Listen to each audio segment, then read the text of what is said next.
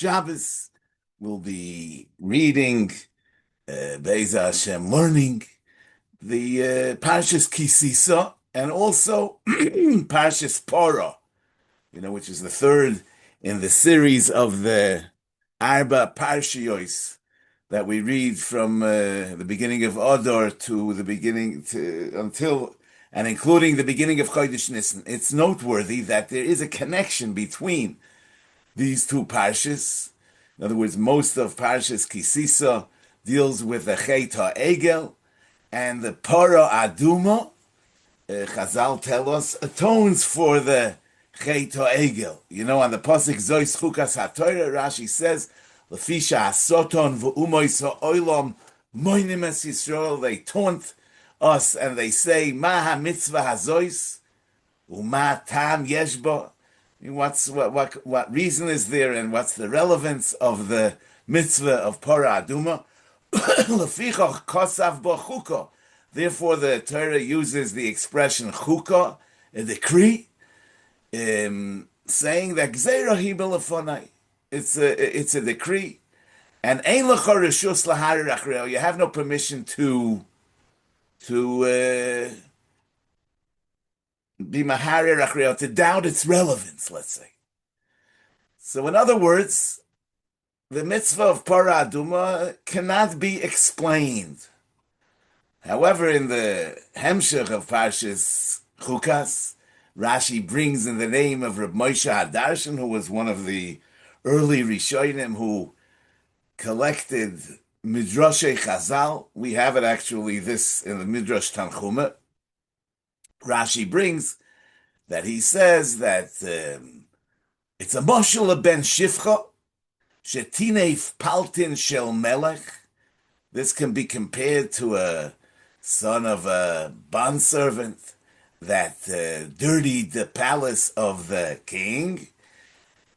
Amru, so they said, Tavai imoi, let his mother come, v'tekaneach hatzoya, she should clean up the mess that her son made. Kach Tavai para, so shall come the cow, v'techaper al ha'egel, and it should atone for the calf. No, I mean, it would seem like this is an explanation. So if it's an explanation for the Parah Aduma, so why do we say that it's a chukah chakakti, gzeira gozarti, ve'ein lecha reshus laharir achreo? We say that it's ma'atam yeshba. Well, I mean, it could be that it's midrashis chalukas. We find many times in Chazal that there are midrashim that don't agree with each other. But it's also possible that these two midrashim don't contradict each other. I mean, first of all, because even after this explanation, I mean, do we really understand? I mean, how does the cow atone for the calf? I mean, first of all, the Egel Azov wasn't born from a parah, and Bechlal, how is the Maisa HaPara a kapara for the Chet HaEgel? What was the Chet HaEgel? Al Pi Pshutoi, it was actually Avodah Zarah, idol worshipping. But in our parsha, after HaKadosh Baruch Hu accepts Moshe Rabbeinu's tefillah and agrees that he won't annihilate the Jewish people, the pasuk goes on to say, "Va'ato leich nechei es ha'om el asher dibarti loch." Continue to lead the people to the place that I told you to lead them to. In other words, lead them to Eretz Yisrael. Hine malachi yelech lefanecha. My angel will go before you. Ubiyoim fakti ufakadati aleihem avoinam. The pasuk says that on the day that I shall make my account, I will bring this sin to account against them. As Rashi explains that whenever Klal Yisrael will sin in the future, they will suffer some of the punishment that they should have received for the Chet HaEgel. Now, the pasuk says in Parshas Ki Seitze, Uvonim lo yumsu al avos. Ish bechetoi yumasu. one is only responsible for his own sins. We don't put to death a son for his father's sins. So how is it possible that the future generations will be punished for the Chet HaEgel? But in the Aseret Adibris it says, Poikei Avoin Avois Albonim, that HaKadosh Baruch Hu visits the sins of fathers on children. So the Psukim are a stira, they contradict each other.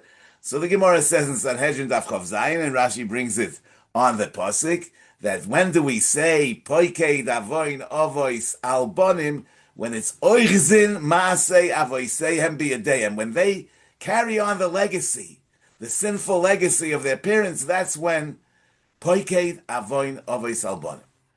So it must be that if we say that we are punished for the Chet HaEgel when we sin during the future generations, it means that we are oichzin masei avoiseim b'yedeim, that we're carrying on the sinful legacy of avoiseinu. But if it's avodah zorah, avodah zarah, the Gemara tells us in Yom Daf Samach Tes that the Anshe Knesset Agdoila were mispalel and they were mevatel the yitzro da avodah zarah. The yitzro of avodah zarah is no longer. So probably we are not of the avodah zarah. So how is it that we're considered oichzin masei avoiseihem biyadeihem, and therefore it justifies the biyoim Pokdi ufakaditi aleihem avoino. So it must be that even though the Chet HaEgel expressed itself in the form of Avodah Zarah, even if we say that it was Avodah Zarah, and it expressed itself in the form of Avodah Zarah, but the root of this Chet is something that can express itself in many other forms, in other Aveiros. The truth is that Chazal tell us that we see from Chazal that the Chet HaEgel had its source, had its root in the Chet Eitz Hadas. How do I see this in Chazal? Because the Gemara says in Shabbos Daf Kuf Memvov that B'shor shebo nochash al chavo hitil bo zuhamo Yisrael she'omdu al har Sinai posko zuhamoson. So when the snake seduced Chava to eat from the Eitz Hadas, he infected her with a contamination, with a spiritual contamination, and when Klal Yisrael stood at Har Sinai to receive the Torah, that contamination ceased. But in the Zohar, it says that with the Chet HaEgel, part of that zuhama, part of that spiritual contamination came back. So obviously, that tells us that the zuhama if the zuhama of the Eitz Hadas comes back with the Chet HaEgel, there must be a connection between the Chet HaEgel and the Chet Eitz Hadas. So what is the connection? So what was the Chet Eitz Hadas? Why did Adam and Chava eat from the Eitz Hadas? The Nochash told them that by doing so, v'heyisem ke'elohim, as most Rishonim learn, it means you'll be like angels. So we would consider that to be an aspiration that's quite worthy. I mean, what could be more beautiful than wanting to become angelic? But so what's wrong? But the truth is that man needs to, as a human being, fulfill his mission and utilize his talents and his unique place in life to do the right thing. The wanting to be something or somebody else is not constructive at all. Actually, it's destructive. As the Gemara tells us in Sotah Daf Tes about Adam Arishan, about the Chet Eitz Hadas, that when one wants, one is noisein einov b'mashe einoi sheloi, somebody wants what's not his, so es sheyesh loi noitlin hemenu. Not only does he not get what he wants to get, but he even loses what he has. In other words, he's focusing on something that he isn't, And he's not going to be that. He's just going to lose his appreciation for what he is. And that's why Adam Arishan, when he gives in to that temptation of Hayisem Ke'Elohim to escape the human condition, to reach levels that are beyond what he is meant to reach. So not only that he doesn't reach a higher level, but he actually loses his own level. You know, the pasuk says in Koheles, "Mi kehechacham u'mi yoidei pesher dover, chachmas odom to'ir ponov v'oiz ponov yishune." So, well, mi kehechacham is who's like a wise man and who knows what things mean. A man's wisdom lights up his face, and the boldness of his face was transformed. This is the first pasuk in Kapitel Ches in Koheles. So what does this pasuk mean? The Midrash darshans this pasuk about Adam Arishan and says that Adam Arishan was on the highest madrega that man can be. He was Mikeh Chacham Mi Yoidei Pesher Dover Chochmas Adam Torah Ponov, but in the end it was Oiz Ponov Yeshuna. The boldness of his face was transformed, meaning that he lost his madrega, he lost his level. And as the Medrash says, B'shosha Omar, that when Adam Arishan said, Ha'isha asher nosata imodi, the woman that you placed with me, Af HaKadosh Baruch Hu shin upon him, HaKadosh Baruch Hu changed his face, Uterodoi mi Gan Eden, he chased him out of Gan Eden, D'ksiv Vayishalcheu mi Gan Eden. So, we're not even mentioning the Chet Eitz Hadas, which we understand is the reason that Adam Arishan was chased out of the Gan Eden. What we're saying is that the reason that he lost his madrega is when HaKadosh Baruch Hu said to him, Hamino Eitz Asher Tzivisicho Levilti Echol Mimenu Ochalto, and he responded, Ha'isha Asher Nosato Imodi Hi Nosna Li Min Ha'etz V'Oichal. That's why he lost his Oiz Ponov. That's why he lost his madrega. So it must be that this statement is really brings the Chet Eitz Hadas to its full completion. This is really the end of the Chet Eitz Hadas, but how's that? Because Rashi says that what happened over here, when he says Ha'isha Asher Nasata Imodi, Rashi says, Kan kofar b'toiva. He was kofer in the toiva. He denied the toiva, he denied the goodness of Ha'isha Asher Nasata Imodi, because the woman was created because loy toiva yois adam levado. It's not good for man to be alone. So really, the creation of the woman was good for man. And when he's complaining and he says Ha'isha Asher Nasata Imodi, that's the source of all my problems. So he's being kofer b'toiva. So how does this connect with the Eitz Hadas? Because if a person would understand his value and his own worth and his uniqueness, he wouldn't want to escape to be V'Hayisem Ke'Elohim. He wouldn't want to be an angel. So then he would be comfortable with himself and he would be comfortable with his spouse.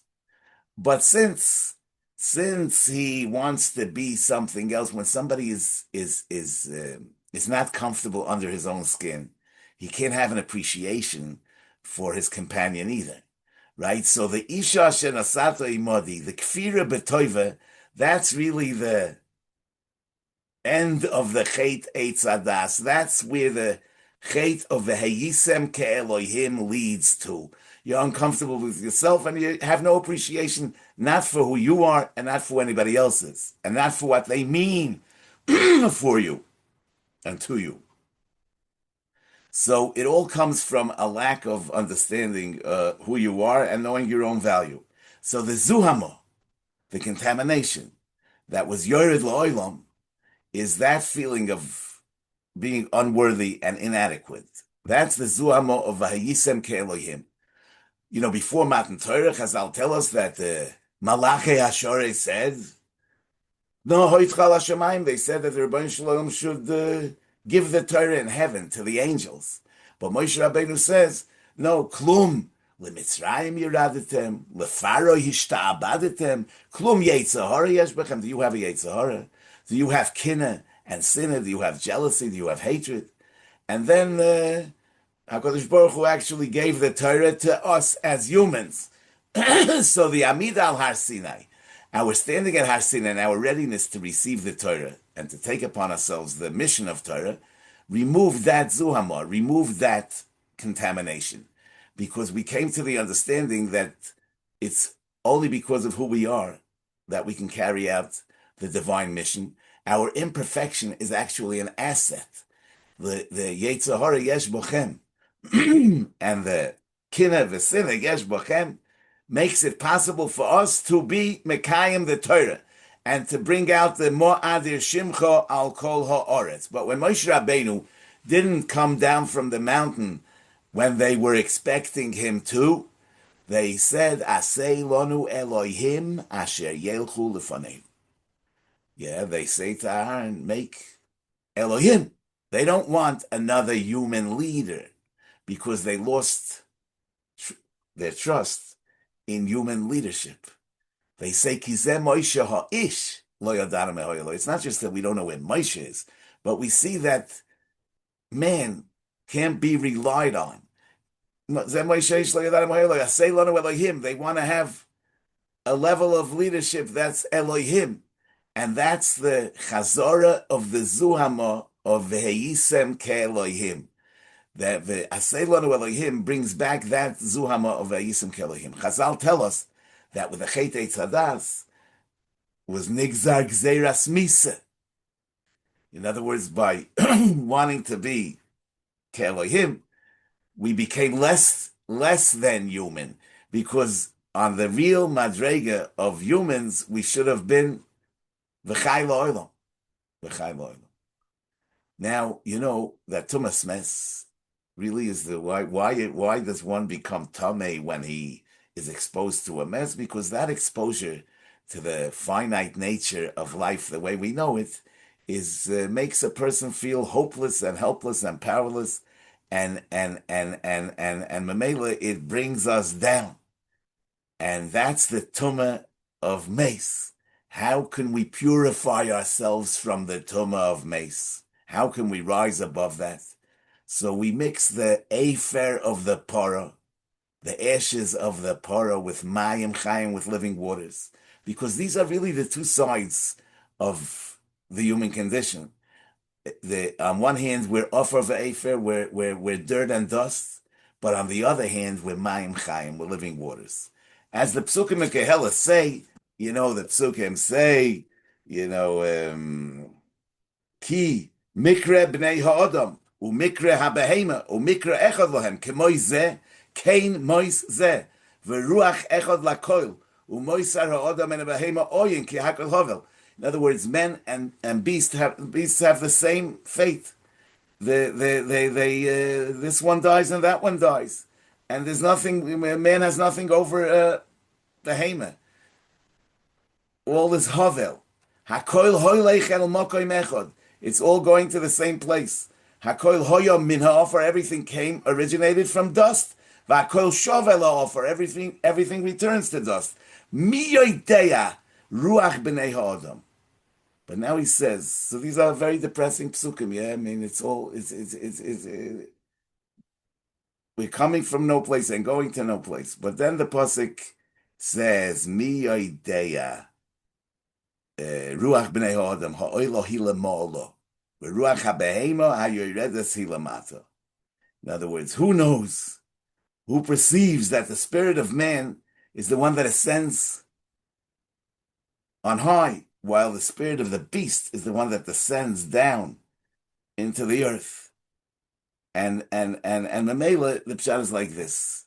On one hand, there's no difference between an adam and a behema. And it's Hakol Min Ha'ofer and Hakol El Ha'ofer. It's all coming from the dust and going back to the dust. That's one side of who we are. But the other side is the Ruach B'nei Ha'adam, and the spirit of man is Ha'oila Hi Lemala. And that's really the Parah Aduma, you know, is a chukah. Because The Parah Aduma is a paradox, like Chazal say. On one hand, it's Metame Tahorim. On the other hand, it's Metayr Tmeim. So it's a paradox. But this paradox really is the paradox of life, which is really something that we can't wrap our brains around. It's something that we can't understand. In other words, just like the neshama is something that's not tangible, just like most important things in life are not tangible.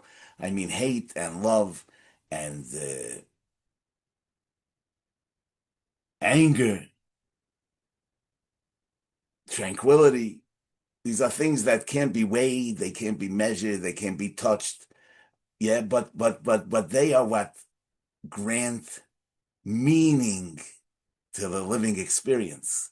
So the life is a paradox, and we have to embrace the paradox of life and live the paradox. And that's why Parah Aduma, which lifts us up from Tumas Mace, from that yirush, from that despair, from that feeling of helplessness and powerless when we are exposed to the finite nature of man, is about embracing wonder, the wonder of life, to believe that we are more than what we see in the mirror. Yeah. And we need to believe that. And we need to understand that we have a mission and we make a difference and we are consequential. And therefore, and that's how we rise above the Chet HaEgel, which is Asay Lanu Elohim. We rise above the Chet Eitzadas, which is Vehisim Ke Elohim, and we carry out the mission of that can be carried out only by those that Yetzer Hara Yesh Beinechem and Kina V'Sina Yesh Lochem, and Dafka we can carry out the divine mission. Rabbi Say, so yeah, we shouldn't fail to mention Avad the Shvach V'Hoidoya to the Rebbeinu Shalom for the Chasodim Gluyim that we experienced this week, the Siyata Deshmaya, in such wondrous victories over our enemies, and Bechlal, the victory of good over evil. And we're mispal that the Rebbeinu Shalom should help, that we should continue to see bracha v'atzlocha b'chol ma'aseh yodeinu, and the Eibishter will help him that we should be zeicher to the Geula Shleima b'mheira b'yameinu amen. Okay.